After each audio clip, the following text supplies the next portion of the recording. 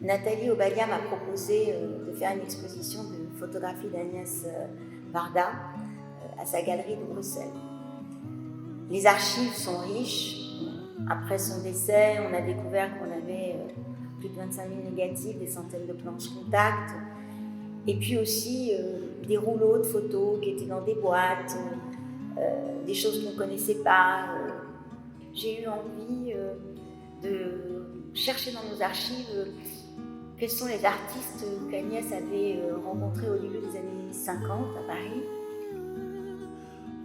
Avec Hans-Ulrich Obrist, on a réfléchi sur différentes thématiques qu'on aurait pu choisir.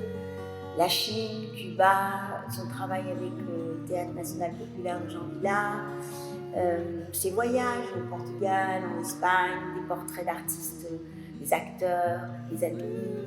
Il nous a semblé intéressant de justement documenter d'un seul coup son rapport avec ces artistes qui sont devenus des artistes majeurs du XXe siècle.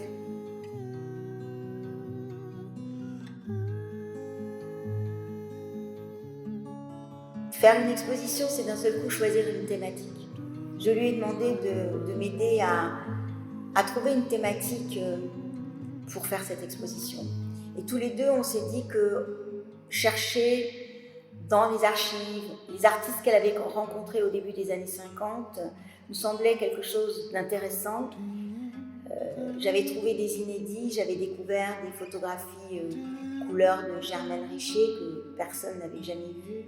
Donc ce choix, si vous voulez, d'aller chercher dans toutes ces centaines de photos, d'essayer de trouver un certain nombre de photos qui ont un sens et de raconter un peu cette histoire des débuts des années 50 et de leur rencontre avec Agnès. J'ai découvert aussi des photographies extraordinaires, des œuvres de Pierre Zekeli, du collectif Vera Zekeli, Pierre Zekeli, André Borderie.